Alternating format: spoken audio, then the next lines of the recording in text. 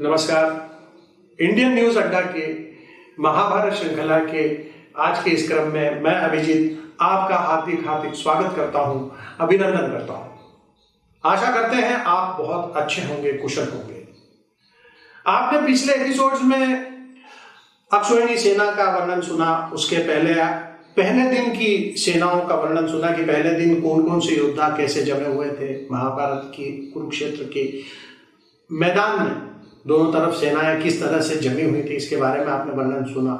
आज हम आपको बताने वाले हैं व्यूहों के बारे में। चक्रव्यूह तो आपने सुना ही होगा। चक्रव्यूह के बारे में जो महाभारत जानता है वो चक्रव्यूह के बारे में जानता है। इसके अलावा बहुत से व्यूह होते थे हमारे शास्त्रों, पुराणों में और अन्य पुस्तकों में जो है लगभग 125 से 150 प्रकार के व्यूहों के बारे में बताया जाता है, जिसमें से कुछ व्यूहों की महाभारत युद्ध में जिन्हें अप्लाई किया गया है वो जैसे क्रोंच व्यूह, मकर व्यूह, अर्धचंद्राकार व्यूह, ऐसे कई व्यूहों की रचना नित्य की जाती थी। इन व्यूहों की रचना क्यों की जाती थी? ये व्यूह बहुत महत्वपूर्ण होते थे स्ट्रेटेजिकली। आपको शत्रु सेना में प्रवेश करना है तो एक दिन पहले कल कौन सी व्यूह रचना की जाएगी इस पर बाकायदा एक ग्रुप डिस्कशन होता था।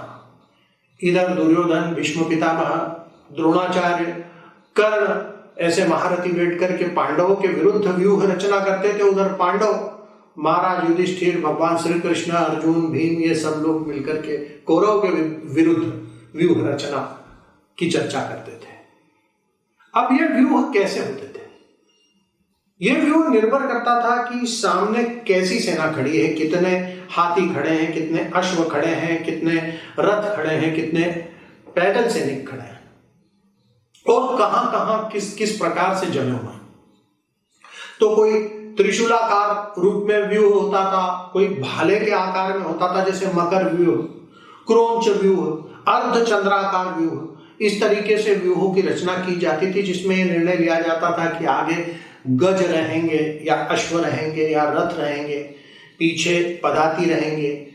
और जैसे शतरंज का खेल होता है ना कि हम जब भी कोई प्यादा या कोई चाल चलते हैं तो उसको 2 सपोर्ट 3 सपोर्ट दे के रखते हैं ताकि उस पर कोई आक्रमण करे तो हम उसे भी मार सके। तो इस तरीके से व्यूहों की रचना होती थी और सभी व्यूह अपने आप में बहुत घातक होते थे। लेकिन जो अगले एपिसोड में हम चक्रव्यूह के बारे में जानेंगे वो सबसे घातक होता था, इसलिए चक्रव्यूह की सबसे ज्यादा चर्चा होती है महाभारत में। अन्यथा सारे ही व्यूह शत्रु के लिए दमनकारी होते थे। जैसे त्रिशूलाकार कोई व्यूह रहा होगा या अर्धचंद्राकार कोई व्यूह रहा होगा तो वो इस तरीके से जमाया जाता था कि उसमें दाएं और बाएं तरफ से शत्रु के हाथियों के द्वारा आक्रमण किया जाए या रथों के द्वारा आक्रमण किया जाए या अश्वों के द्वारा आक्रमण किया जाए और बीच में जो है वो पदाती रहे, पैदल सैनिक, या बीच में रथ रहे। इस तरीके से ये पूरी स्ट्रेटेजी जमाई जाती थी और युद्ध लड़े जाते थे और इस पर निर्भर करता था कि युद्ध आज हम जीतेंगे या हारेंगे। अब ये बात अलग है कि इन व्यूहों को भंग करने की कला भी सामने वाले को आती थी। जैसे भीष्म पितामह, द्रोणाचार्य, कृपाचार्य, अश्वत्थामा सामने के व्यूह को तोड़ सकते थे, उसी तरह से अर्जुन, भीम, युधिष्ठिर, नकुल, सहदेव जैसे कई योद्धा उनके पास भी थे जो कि कौरवों के व्यूहों को भंग कर सकते थे और उन्होंने प्रतिदिन अपने आप को साबित किया कि वे व्यूह रचना को भंग करने में सक्षम है। तो ये व्यूह क्यों महत्वपूर्ण होते थे ये महाभारत में बार बार वर्णन किया गया है, लेकिन विशेष रूप से चक्रव्यूह के बारे में वर्णन किया गया है और चक्रव्यूह के बारे में अगले एपिसोड में आपको बताया जाएगा।